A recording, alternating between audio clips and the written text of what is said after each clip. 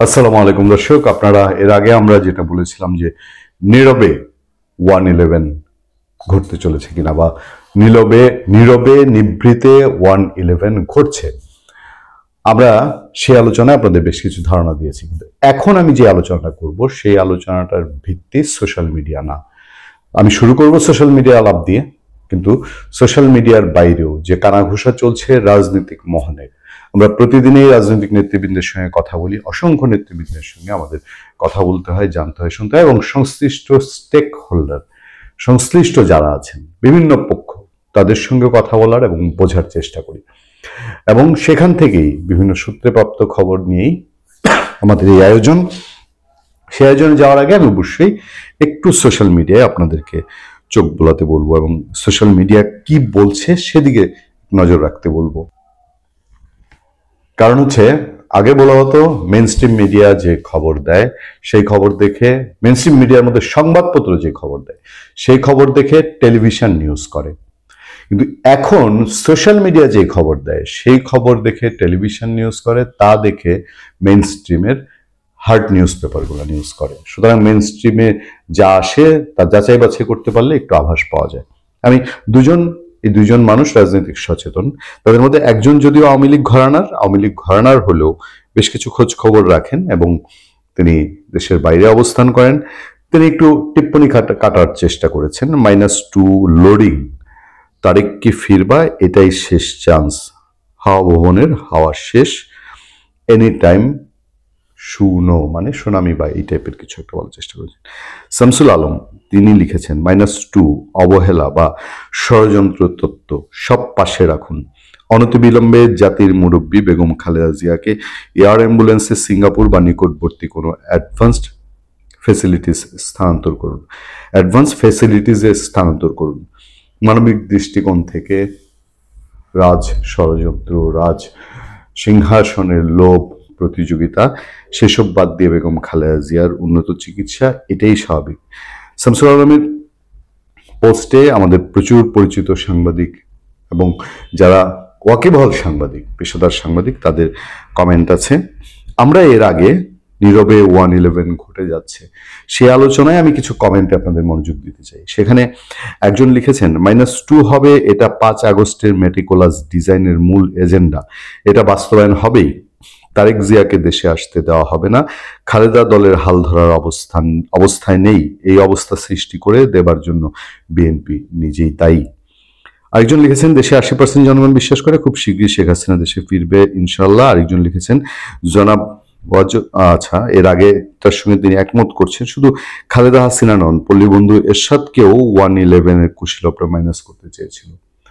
এবার আসুন সেই আলোচনায়। -3টাকে -2 111 এর আলোচনা ছিল শেখ হাসিনা এবং খালেদা জিয়া, এবং তাদের দুজনকে মাইনাস করার জন্য জেলে নেওয়া হয়েছিল। তাদেরকে সে সময় অসংখ্যবার বলা হয়েছিল তাদের দলের নেতৃত্ব থেকে সরে যাওয়ার, তাদের দলের অন্য নেতাকে দিয়ে আওয়ামী লীগ বিএনপি সাজানো হয়েছিল। কিন্তু ওই দুই নেত্রীর দৃঢ়তা এবং কৌশলের কারণে তখন সেটা টিকেনি। এরপর যদি বলি যে এখনকার কোনো প্ল্যাটফর্ম যদি থেকে থাকে, সেটার বীজ বোনা হয়েছিল সেই 111 এর সময়। কারণ তারেক রহমান এবং আরাফাত রহমান কোকোকে দেশের বাইরে যখন পাঠানো হয়েছে, তখন বেগম খালেদা জিয়াকে ঘোষণা করতে হয়েছিল যে তারেক রহমান আর কখনো রাজনীতিতে আসবেন না। সেই বীজটাই কি এখন বিএনপির জন্য বিষ বৃক্ষ হয়ে উঠেছে এবং বিষ ফল দিচ্ছে কিনা? সেই বৃক্ষের ফলে কি এখন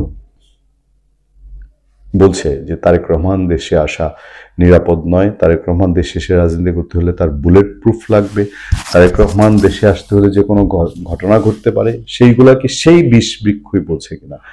এবং আমরা বাস্তবতার নিরিখে আপনাদেরকে অসংখ্য কন্টেন্টে আজকে বলেছি বেগম খালেদা জিয়া অসুস্থ, এরকম অসুস্থ অবস্থায় খুব স্বাভাবিক ছিল তার বড় ছেলে, তার যেহেতু সমস্ত মামলা টামলা উঠে গেছে, তিনি পাশে থাকবেন, খুব স্বাভাবিক হিসাব।